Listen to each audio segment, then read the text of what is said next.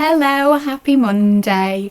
I wanted to come on and give you a little bit of a pep talk, in all honesty, because one of the things that I am noticing massively at the moment with the one-to-one coaching clients that I'm working with and people who I am voice note coaching and the people who are reaching out to me in my DMs, etc., etc.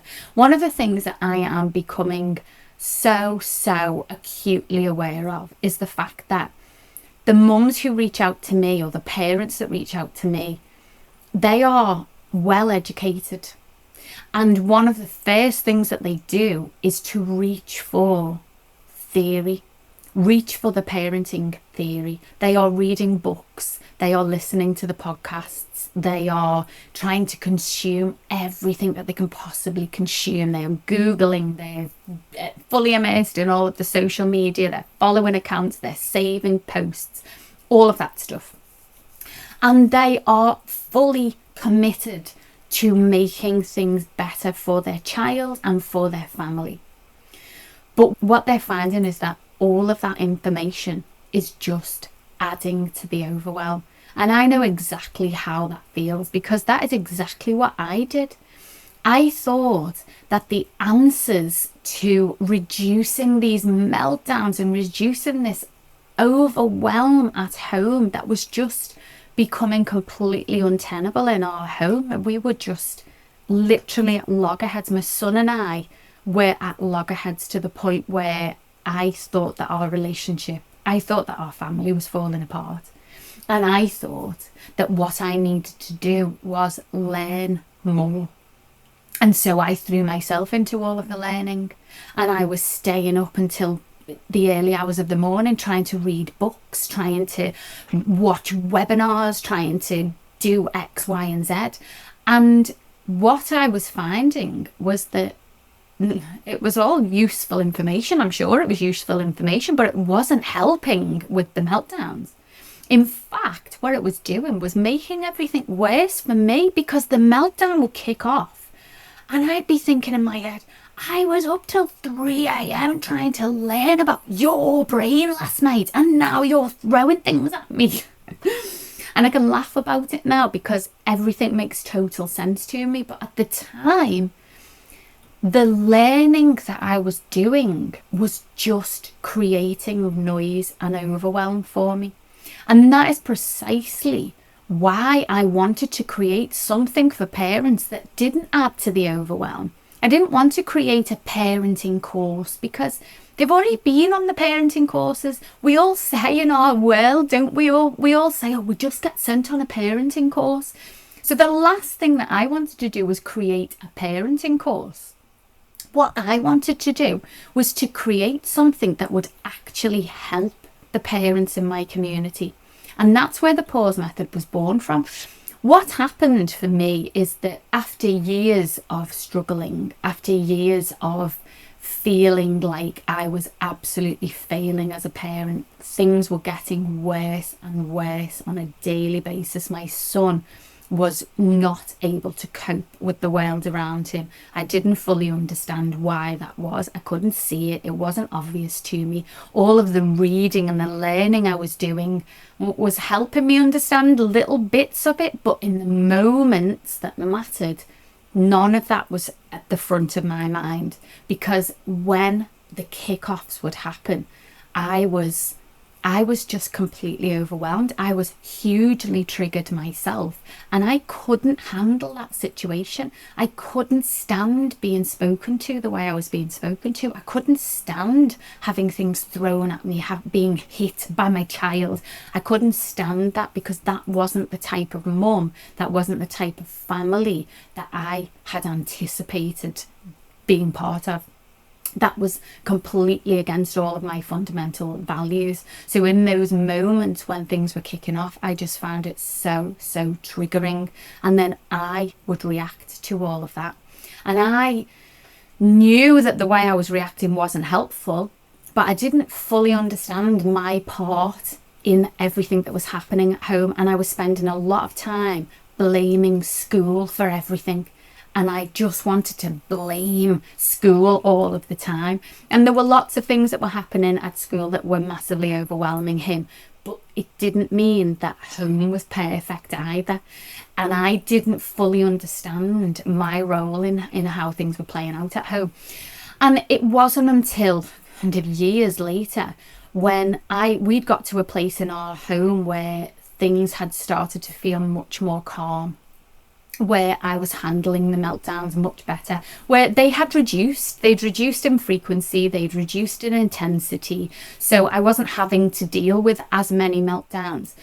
And I kind of took a step back at that point and I thought, what actually helped me? Because I know that all of that reading, whilst ultimately it helped me, I changed my career, but I wasn't looking to change my career. I was looking to create more calm and connection in my home. I wasn't trying to create a whole new career for myself.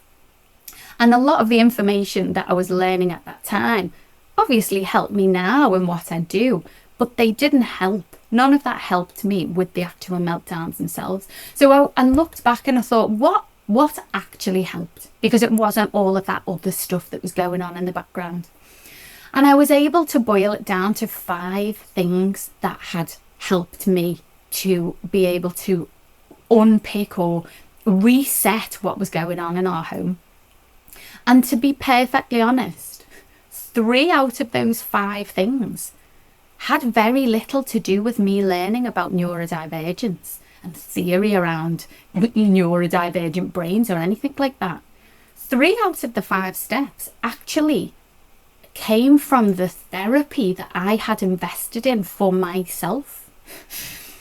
Actually, the biggest shift in our family had come from when I finally understood what was going on for me. And not only when I understood it, but when I actually worked out how I could do things differently, how I could stop myself feeling so triggered, and how I could stop those reactive patterns that I was in. So 3 out of the 5 steps really had nothing to do with all of that learning that I was doing, that I thought I needed to do, that I thought was the most important thing for our family.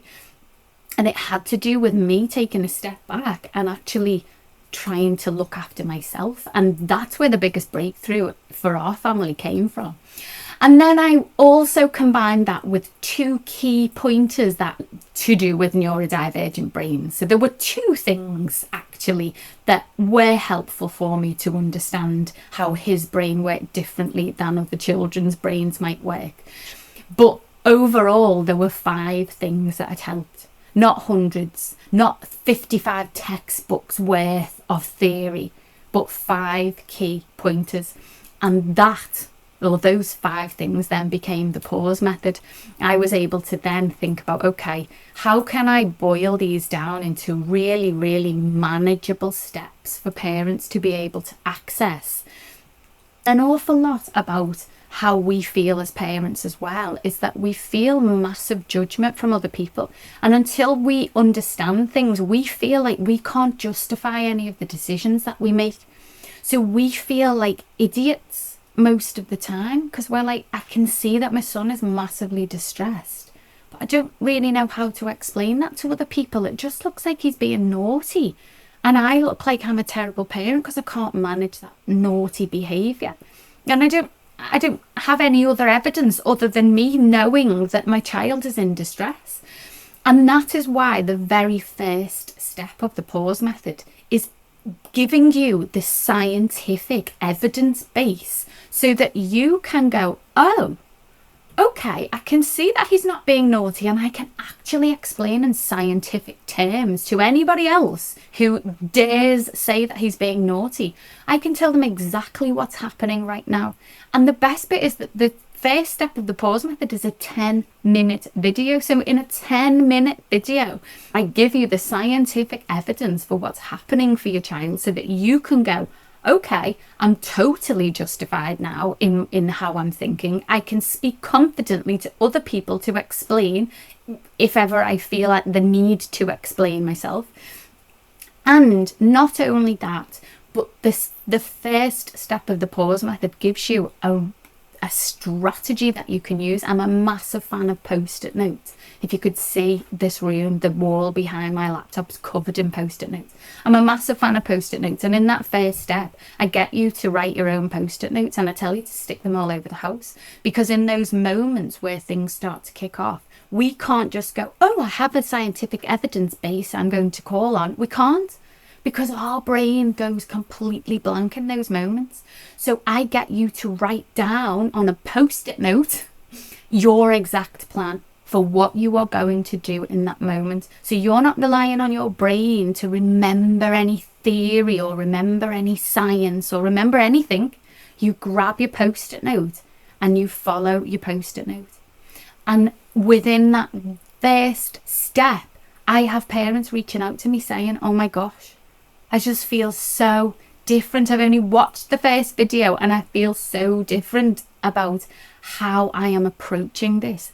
It's clicked in my head what's happening for my child. And then we go on to the other steps, and each step builds on the previous one, so you feel more and more confident with each step that follows.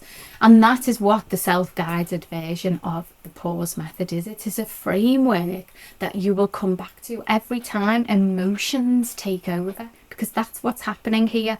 Your emotions versus their emotions, they climb together, and then we get to this explosive situation that none of us want to be in. And also, how can parents access this information? Because me saying, oh, let's all get on a webinar at 6 p.m. on a Wednesday night, like we're invited to do for these parenting courses that we're invited to go on, 6 o'clock never works for anyone, because it's witching hour. It's the time where we're fighting with our children to try and get the most basic of things done, like teeth brushed and pajamas on and getting into bed. And at that time, we are then literally sometimes physically battling with our children to try and get the most basic of bedtime routine in place. Half of us won't even come out of the bedroom till 11 p.m. So we don't know how we're supposed to attend a webinar at 6 p.m. on a Wednesday night. And it was that kind of thing that really inspired me to create the pause method the way I created it. I created it so it was completely accessible. All of the sessions are 5 key learning sessions, and they are all a recording of me. You can listen podcast style. You don't have to sit and watch. And they are 10 to 20 minutes each one. So they're totally accessible. You can listen or watch on your schedule when it suits you, whether that's driving to work, whether it's cooking the tea, whether it's the only time that you can access it is 11 o'clock at night when you've dried your tears off your face and made yourself a cuppa, and that's the only time you can access it. So I wanted the pause method to be accessible to parents, real parents who are living the real life that I was living. And that is what the pause method is all about. And I'm incredibly proud of the pause method. That's why I talk about it all the time, because it is the method. It's the framework that I come back to all of the time when things are tough. The pause method is a framework that helps me every single day. It's not something that just sits in your inbox. It's not just like a little piece of advice that you listen to once. I've designed it to be something that you can use every single day when things feel hard. So the reason that I wanted to talk to you here and give you this pep talk, it's ended up being me just talking about the pause method, which that's what I do. The reason I wanted to give you this pep talk was because I find so many parents make life so much more complicated for themselves.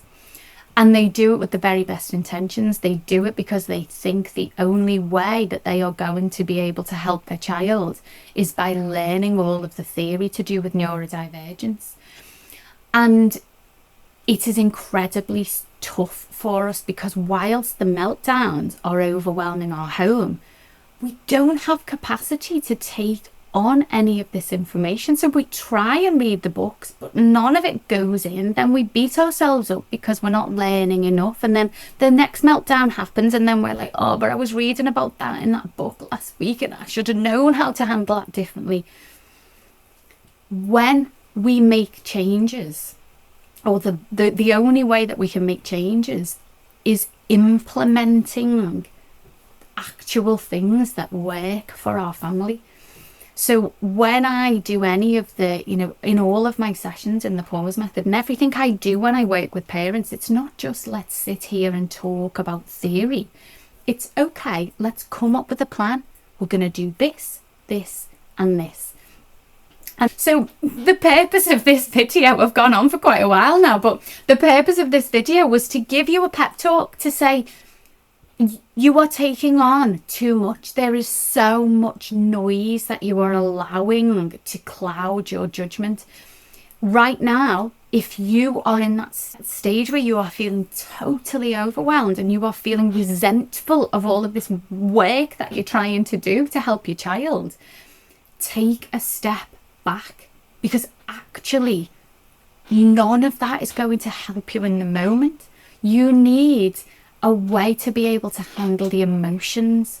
You don't need parenting courses, parenting theory. You need a plan to follow when the emotions take over, because that's what's happening here. And if you would like the pause method, then you absolutely, below the video are all the links. Reach out to me in my DMs. Let me know what's hard at the moment. Let's have a chat.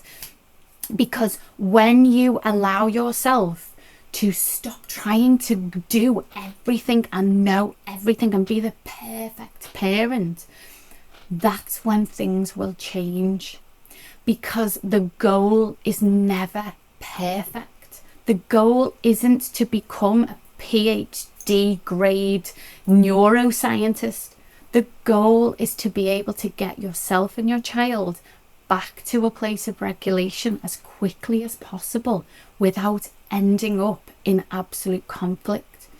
You are always going to find emotions bubbling over, and what you need is a plan to bring those emotions back in check for you and for your child. That's exactly what I can help you with if you're struggling. So get in touch with me. Let me know, has this been helpful? And let me know what's hardest at the moment for you. If you've got any questions at all, or you want to have a chat with me personally, then you can absolutely book one of my foundations coaching calls, and we can get really clear on what's happening for you specifically, what's happening in your family, and how we can make a plan that will help you all increase the connection and the calm at home and decrease the reactivity that you're feeling at home. Okay, so stop making everything so hard for yourselves. It doesn't need to be this hard. I know it feels like there's no answer. I know lots of you, if you're still here, you might be thinking, oh, for goodness sake, Laura, it's never going to get easier. But I promise you, it can get easier. I thought that my family was going to fall apart, and I am in a place now where I actually feel proud as a parent, and that is something that I never thought was going to happen. And you don't need to take as long as I took to get there. You can get there much quicker. Okay, so let me know what you thought of the episode, and I look forward to seeing you next time.